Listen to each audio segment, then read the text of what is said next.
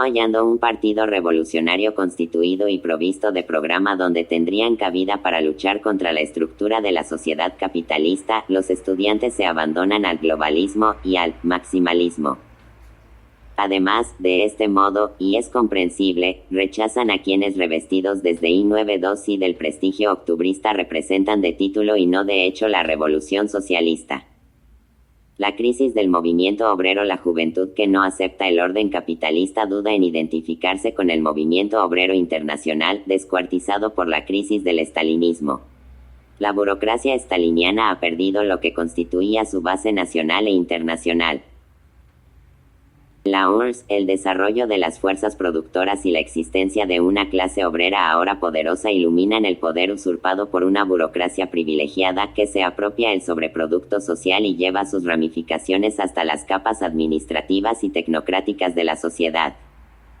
En el plano internacional, el empuje victorioso de la revolución colonial sacude el statu quo con que la burocracia soviética conservaba sus prerrogativas so pretexto de socialismo en un solo país o de coexistencia pacífica. Las burocracias obreras que, gracias a la caución del Kremlin, disponían a su antojo del movimiento obrero internacional, aparecen ahora trágicamente desnudas ante sus responsabilidades. Socialdemocratización de los partidos comunistas, disimulada por un aparente rigor organizativo en la época en que florecía el estalinismo, se ve ahora subrayada y precipitada hacia la época de su descomposición. Pero el despedazamiento del monolitismo estaliniano, al quebrantar esa caricatura de internacionalismo en sentido único que le estaba asociada, libera energías revolucionarias portadoras de un nuevo internacionalismo templado en el combate. El policentrismo de Togliatti está bien concebido para dar libre curso al oportunismo parlamentario de las vías pacíficas francesas, italianas o finlandesas hacia el socialismo, pero por otra parte autoriza una interpretación de izquierda, ilustrada por la línea dura del PC Partido Comunista C. cubano. ¿Para qué joven es Brezhnev un héroe revolucionario? ¿Para qué joven es la URSS la patria del socialismo? La baja de prestigio revolucionario de la URSS deja el campo libre a nuevas influencias, a nuevos símbolos. Cuando se hunde el edificio de las verdades estalinianas, la juventud vuelve, por encima de 40 años de oscurantismo y de falsificaciones históricas, a los clásicos del marxismo. Marx, Lenin, Rosa Luxemburgo, Trotsky. Los intelectuales del partido, reducidos a años de humildad obrerista ante lo que creían ser la Revolución de Octubre, con frecuencia no pueden legarle más que un inverosímil analfabetismo político. Peor aún, la menor interrogación, la menor duda son para ellos una amenaza personal, porque si tienen el valor de reconstituir la coherencia de los errores y de las torpezas desperdigadas, de revelar la lógica del estalinismo, es su propio pasado político entero el que se desmorona lastimosamente. Para los jóvenes no es pesado afán de exégeta, sino obra estimulante y regeneradora, el buscar otra vez la veta por la cual el marxismo se ha perpetuado hasta nosotros a través de la oposición de izquierda al estalinismo. Esto es así sobre todo porque la nueva generación revolucionaria halla en la situación colonial, en sus dirigentes y sus teóricos, la actualización de un marxismo que ya era moda juzgar superado. La influencia de la revolución colonial, al principio confusa y sentimental, se manifestó por el éxito del fanonismo o del maoísmo. Los revolucionarios occidentales buscaban en una estrategia internacional dada una coartada para su propia impotencia. Las tesis relativas a la zona de tempestades y al cerco de las ciudades por el campo relegaban al proletariado occidental, dentro del marco de una distribución internacional de las tareas, a una simple solidaridad para con el tercer mundo en lucha y al acoso de la retaguardia imperialista. Era eso erigir en principio un estado de cosas provisional, resultante de una serie de abdicaciones históricas. Esta ideología, terciomundista, se encontró rebasada allí donde creía ver su mejor confirmación. En el Vietnam, la brega tomaba un carácter internacional y sugería un premio y un interés correspondientes. Una victoria vietnamita era alentadora para todas las fuerzas revolucionarias y probaba la posibilidad de la victoria. Un fracaso era un atascamiento. Al mismo tiempo que se manifestaba el alcance internacional del conflicto vietnamita, la consigna del Che crear muchos Vietnam, pedía ante la magnitud de la contienda una estrategia revolucionaria internacional. Sabido es que los norteamericanos pueden dar nuevos pasos en la escalada con la utilización de armas atómicas tácticas o de gases de combate.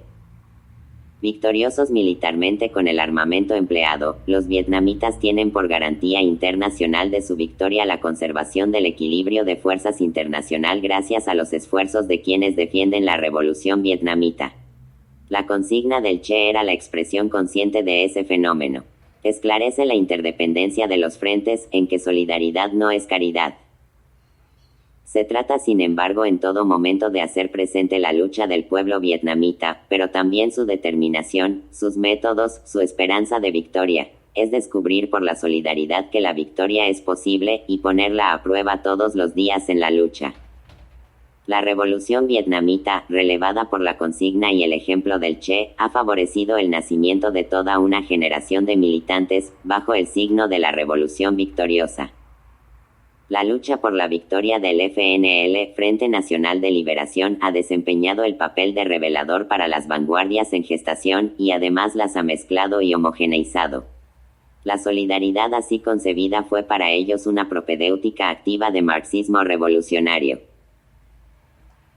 Los jóvenes militantes adquirieron con ella conciencia de lo que es el imperialismo, de lo que es la estrategia jotaraschovista de la coexistencia pacífica, del modo en que se hace valer por la política de los partidos comunistas, por la alegre feria de los movimientos pro paz, por los conciliábulos de la Unión de las Mujeres Francesas.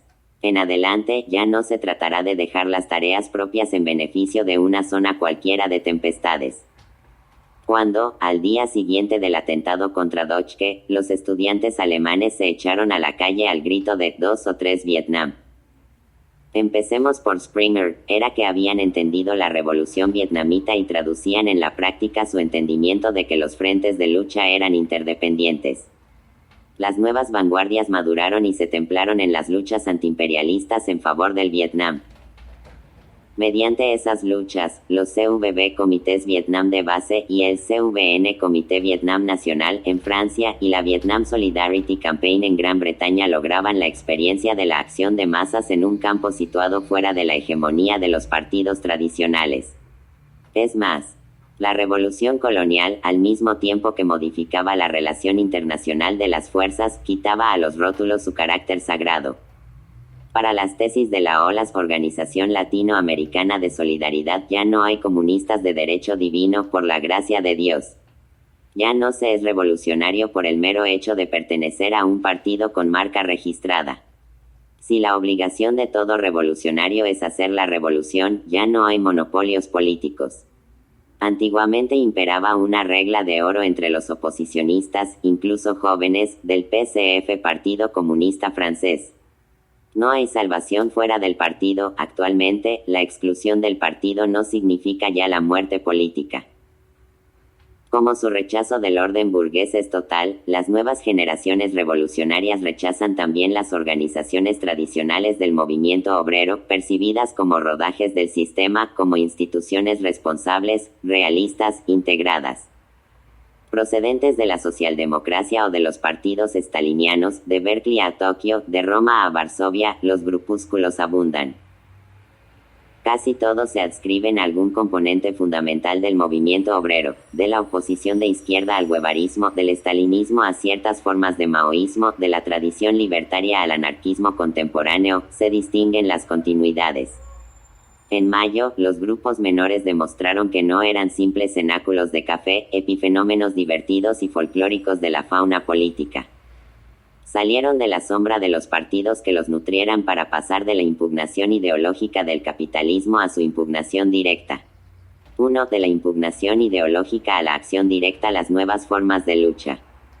De Bruselas a Berlín en 2 años se puede juzgar la evolución cualitativa de los grupúsculos por el tenor de sus iniciativas internacionales. La manifestación internacional de Lieja del 15 de octubre de I-9662 no era todavía otra cosa que la simple afirmación de su existencia. Los días 11 y 2 de marzo de 1967, la Conferencia de Bruselas daba fe ya de otra madurez política. Durante 2 días, hubo intercambio de experiencias entre las delegaciones, esclarecimiento de su acuerdo político con miras a la coordinación europea de las acciones en apoyo del FNL y la abrogación de los pactos militares OTAN-OTASE.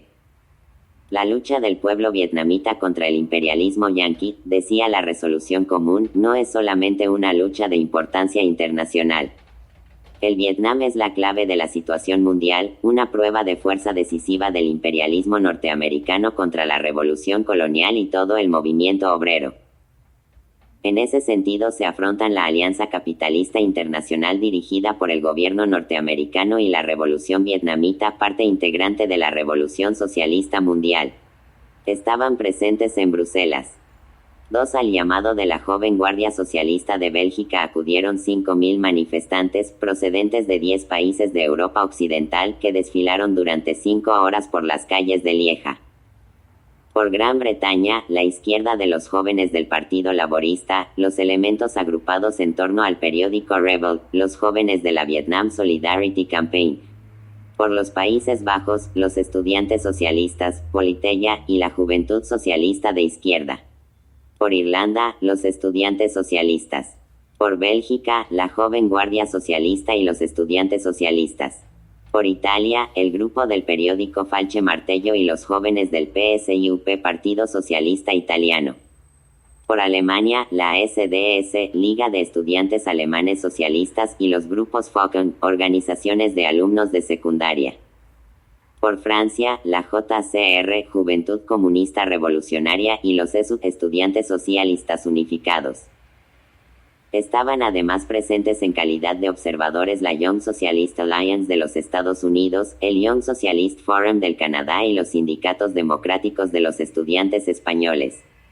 Ciertamente, la conferencia tenía todavía la marca del estado de desarrollo, muy heterogéneo, de los diversos grupos. El balbuceo ideológico predominaba todavía sobre la intervención práctica. Recién salidos de las organizaciones socialdemócratas o estalinianas, los militantes de vanguardia allí presentes tenían, como es natural, poca experiencia política. Su ruptura con sus propios partidos era ideológica y teórica y no se manifestaba en el terreno de la organización y de los métodos de lucha. El ejemplo y el prestigio de la Sengakuren fueron los primeros en mostrar cómo un movimiento juvenil puede convertirse en una fuerza política real concretizando su autonomía organizacional con formas específicas de acción. La conocida imagen de los estudiantes japoneses, con casco y armados de palos, podía empero entenderse como el último paño de los grandes frescos militares asiáticos. La imagen de los estudiantes alemanes que respondían con las barricadas y los incendios al atentado contra Dodge dio vida a aquella ilusión. Estas violentas formas de lucha no son una sencilla explosión casual, tienen su función propia, explícitamente asignada y comprendida. Se trata de quebrantar el juego de la legalidad burguesa, en que la política ya no es un enfrentamiento de clases sino un certamen deportivo y leal. En esta competición son cómplices los partidos burgueses y la oposición respetable porque aceptan las mismas reglas y el mismo campo que es el del parlamentarismo burgués y de su lógica. Eso era lo que explicaba Dodge en una de sus conferencias. En el curso de los debates teóricos, que habían durado meses, nos habíamos dado cuenta de que la democracia burguesa en que vivíamos se caracteriza precisamente por permitir que el señor vaya a paseo con su perro y por permitir las protestas contra la guerra de Vietnam, pero dirigiéndolas. Esta apreciación teórica de los mecanismos de integración de la sociedad existente nos ha hecho ver claramente que las reglas del juego de esta nada razonable democracia no son las nuestras y que el punto de partida de la politización de los estudiantes debía consistir para nosotros en acabar concienzudamente con las reglas del juego. 3. Este modo de ver, creación del Grupo de Berlín, pasó a las tesis de la SDS en su 22 grados Congreso, en septiembre de 1967. Allí se decidió la campaña contra Springer. El objetivo era provocar con la 3. Deutsche Kriegspolitikes, Christian Editeur, París, p. 65. 10. Acción permanente de estudiantes y colegiales de segunda enseñanza, el despertar de los trabajadores y, principalmente, arrastrar a la lucha a los trabajadores jóvenes que no conocieron el aplastamiento del nazismo.